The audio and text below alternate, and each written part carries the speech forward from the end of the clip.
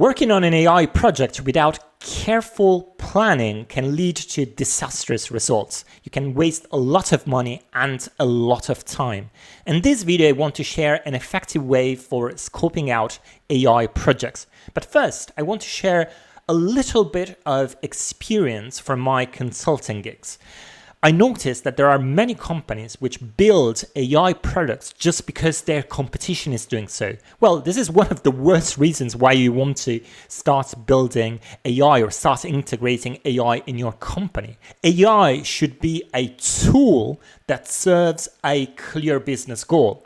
You have a business goal in mind, and then AI is just a means to reach that goal. It's not the other way around. You don't just build AI technology because it's cool, but because it serves a purpose. Now that we've cleared this key point, let's move on to a multi-step process that you can use to scope out an AI project. Here you have 6 steps. The first one is to brainstorm business problems.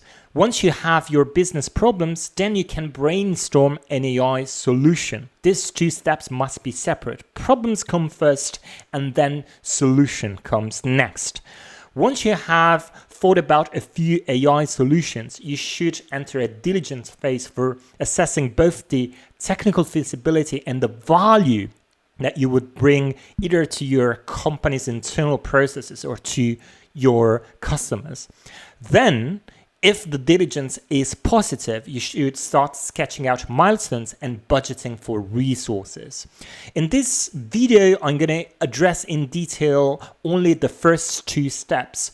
In future videos, I'll address all the other steps. Okay, so let's focus on brainstorming business problems first. Now, the key point here is to focus on problems, not solutions.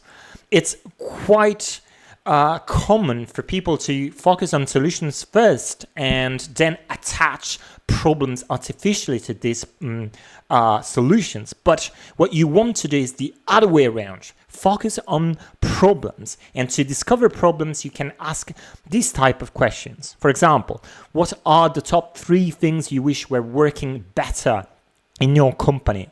How can we increase value to our customers? Or also, what internal processes can we automate? The type of problems that you can think about are problems related to your customers or problems related to your processes within your company. An important question also to ask is, who should brainstorm these problems? Well, this should be an interdisciplinary endeavor, bringing together teams both from the technical and the business side. You want your machine learning team or your technical team as well as the business team and the product team working together. This will bring to the table multiple perspectives and will facilitate the development of very useful and interesting problems to solve. Okay, now you've developed a few problems. What next? Well, you should brainstorm AI solutions that address those problems. Here, you should follow 2 steps. The first of which is to reflect on the model itself. And here you should ask questions like, can we build a non-machine learning solution first? Perhaps a heuristic-based solution. Now, why is this important? Well, this is a quick and dirty way of putting out a solution that will address at least partially your problem, but it will allow you to gather a lot of data which will fuel your machine learning models at a second stage.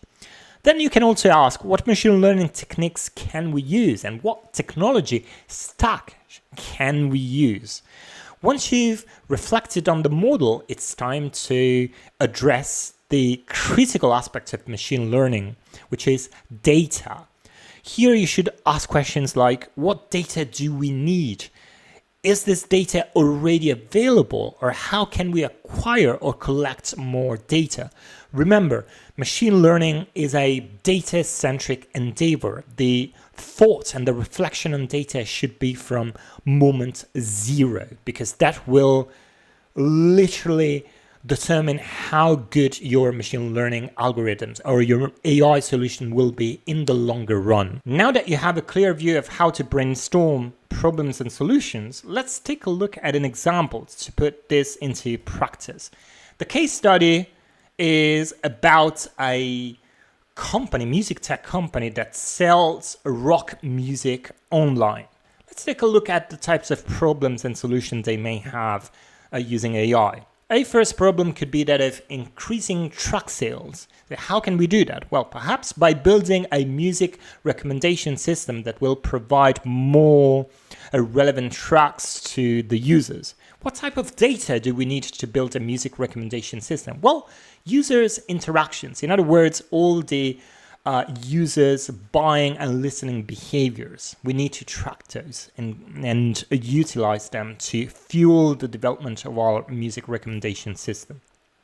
Another problem could be that of increasing catalog searchability. Perhaps this web store has tens of hundreds of thousands of rock tracks, and you want to make it easy for your users to search and get to relevant tracks as soon as possible.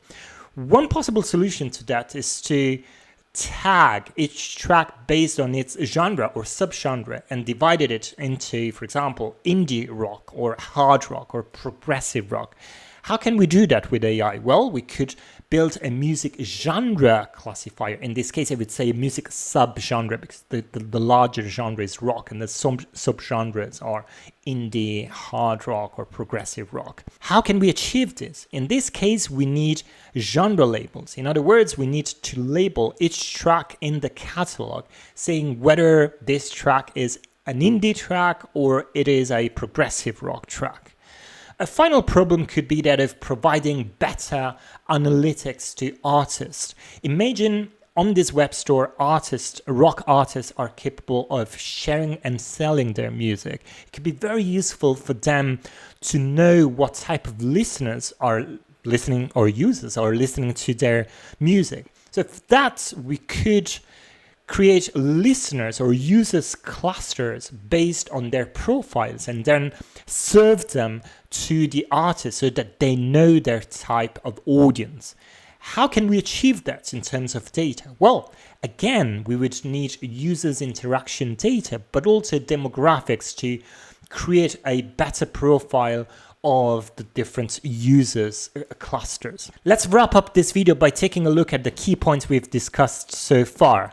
First and most important point, AI should serve a business goal. Second, scoping is a multi-step process. In this video, we focused on brainstorming a problem and a solution. In future videos, we'll take a look at the remaining parts. Finally, when you do brainstorm a problem, bring together both your machine learning team and your business and product teams. I know that scoping out an AI project can be a daunting process, but I can help with that. If you need my help, you can just check out my website and see the services that I offer. And if you want to contact me, you can contact me directly on LinkedIn or just by sending me an email. That's all for today. I hope you found this video useful. I'll see you next time.